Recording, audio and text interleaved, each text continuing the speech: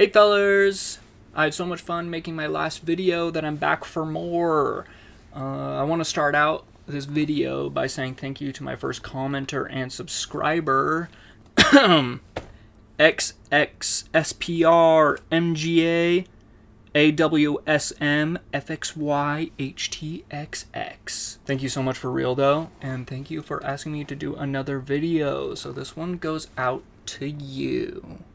In my previous video, I mentioned the YouTube alt-right pipeline and how I managed to break free from it. I should preface this by saying I never truly fell into the Manosphere. Rather, a lot of people that I was around did. I harbored a lot of short-sighted and weak-minded beliefs because that's what I was socialized with, and a lot of that seeped into my circles through alt-right platforms. That said, I was watching a lot of those epic "I just pwned this SJW" videos because it was cheap entertainment, and I was convinced that these women and these members of the LGBT were counter to our society. Normalizing hatred and othering the acceptance of differences. This seems to be the modus operandi of these alt-right grifters. But before I try and explain any of that, and I will explain how I managed to claw my way out of that cesspool, I want this to remain somewhat historical. So maybe this is part 2 of how can our past inform our present?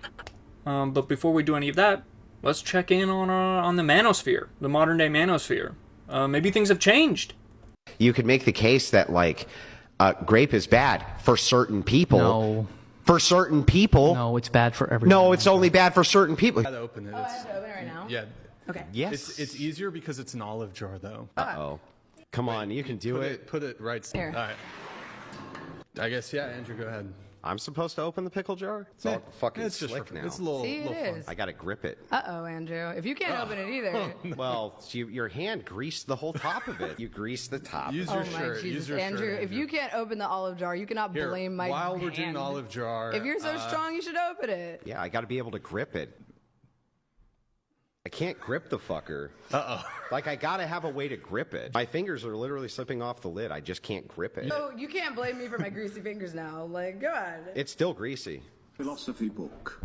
Here, go. Yeah, just can't grip it. Come in here, Jake. You think? Come on, you'll see for yourself.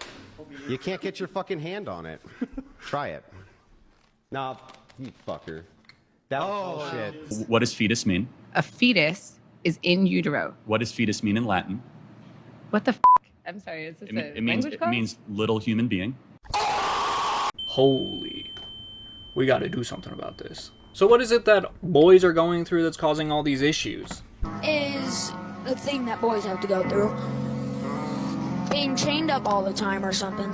Like, What? Like, they can never be free. What? It can't be denied that women are outperforming men in pretty much every single field, especially academically. I mean, we can just attribute that to women being responsible and hardworking, but there's also a trend of men underperforming. So what's up with that? I can say from personal experience that I noticed a pretty significant deal of disrespect towards my teachers from the other boys in my classes. This is something to consider when 77% of teachers are women. So does that mean that it's simply a lack of respect from these boys because they're women? Or is it because these boys feel the need to perform? I think that boys constantly feel the need to domineer and control. All hail Plankton! What's going on here? All hail Plankton! Seize him, slaves! All hail Plankton! And what better target than the person that's telling them to shut up, and also the person that can't take their phone away. Better yet, that person is somebody that you've been socialized to think is less than. Anecdotal, but I think it represents the larger problem. But why? Why do we think like this? I think it's a twofer. One, men are taught that emotions make you weak and feminine, and nothing is worse than being feminine. Of course, anger isn't an emotion, The Hulk is just blowing off steam.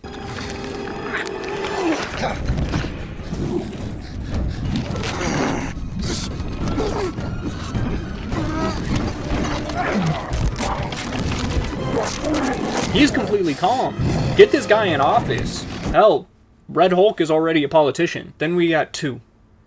Distance yourself from community. Forge your own path. Don't form connections.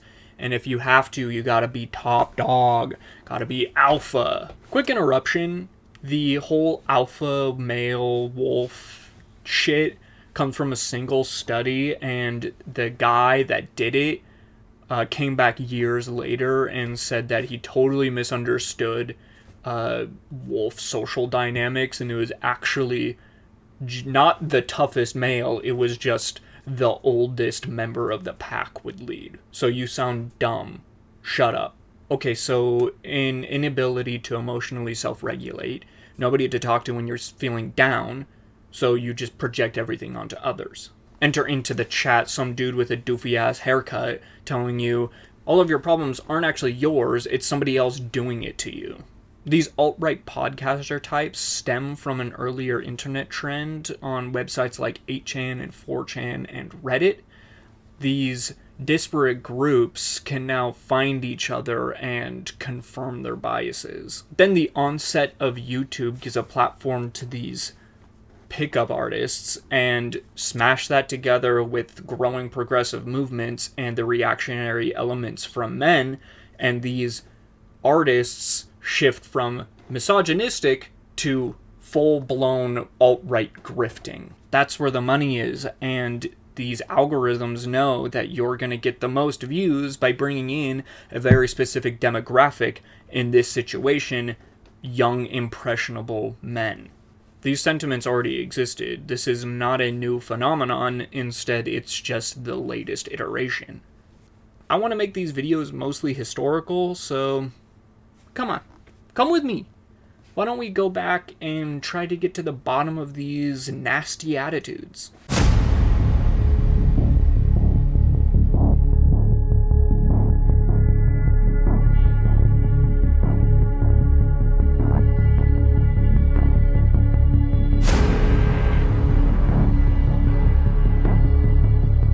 During World War II, there was a necessity for women to pick up the mantle of what was historically deemed men's work. This went as far as manning the artillery, determining ranges, running ammunition, everything except for manning the actual firing mechanism, because this was seen culturally as the domain of man to kill the enemy. My God, man! What have you done? Time to wave the white flag and head for the bunker, boys. Let's check on the situation in 500 years. Who wants to freeze my head? So this was already a standard set before the modern era. And we go back. And we're in the wacky 1800s. We've got cowboys. We've got trains. We've got this new philosophical movement called naturalism. This hot new philosophy is the absolute rejection of anything spiritual, and that the only reality is the one that is the law of nature. Of course, the irony is that at the same time they were using biological essentialism to justify violent racism and sexism. So was this philosophy made in a vacuum? No. We're gonna have to go back one more time.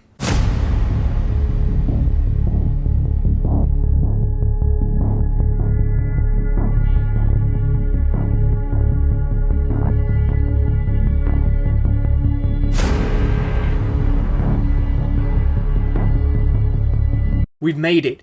We're here. Greece circa 300 BC. That's before Cranston.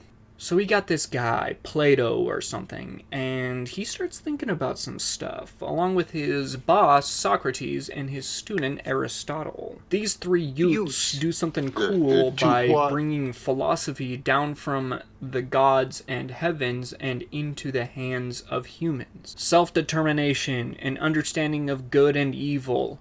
Awesome.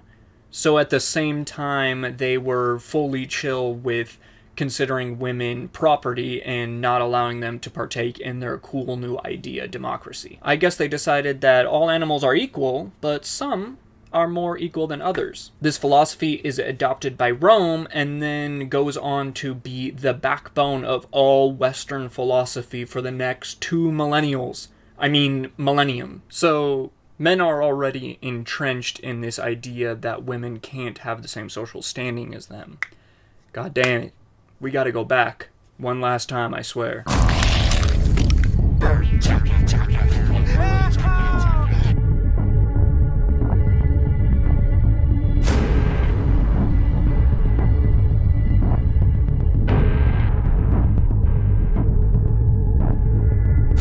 Alright, so we're around 12,000 BC, and we're beginning to see humans all around the world transition into agricultural societies. As communities settled, they began to form distinct family groups, and they needed to own the land that they were on so that their hard work of cultivating didn't go to waste.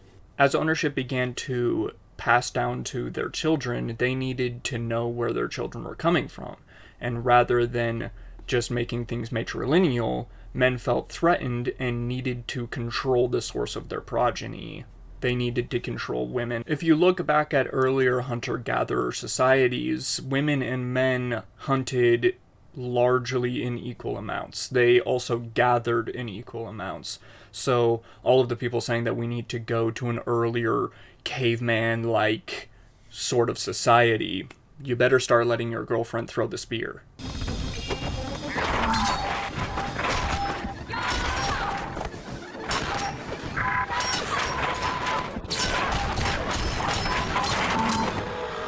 Okay, please remember that I have absolutely zero credentials and I'm just a regular person trying to make sense of what's going on. Maybe it's kind of cool that somebody like me can have the critical thinking ability to even question something like this. Maybe you don't need to have an education to just be a good person. Please point out what I got wrong, make fun of me in the comments, and also like the video.